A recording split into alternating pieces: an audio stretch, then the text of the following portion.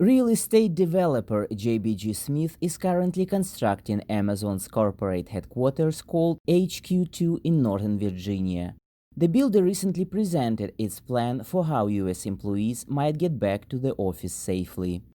If you look at our plan, it's intentionally laid out in a way that is sequential. So we start with sort of the arrival sequence and all of the things that are different about our lobby design. All of the signage that we have added. It is large public areas that worry specialists the most. Every day, hundreds of people push elevator buttons and grab door handles in the main office areas. Special mobile apps for employees could allow employees to operate elevators hands-free. There is going to be permanent changes, right? So I think that some of the key things that we've been exploring are what we call the touch points of the buildings. And those are certainly things like entries, elevators, and toilet rooms and restroom areas. And so everything that we're exploring right now is trying to minimize the touching of things.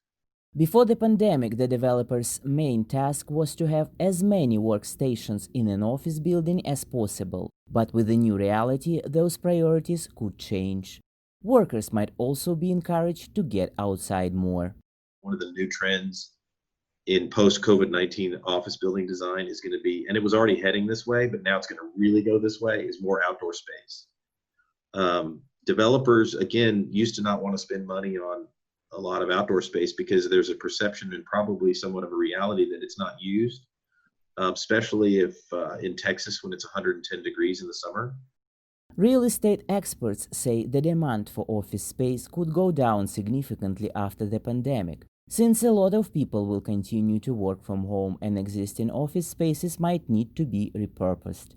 Twitter CEO Jack Dorsey already announced that all his staff can work from home indefinitely, even after the pandemic is over.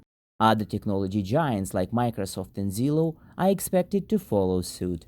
We're a little nervous that people are not going to be building buildings, but what is going to be happening is people are going to be taking their existing space and thinking about how they can reconfigure it.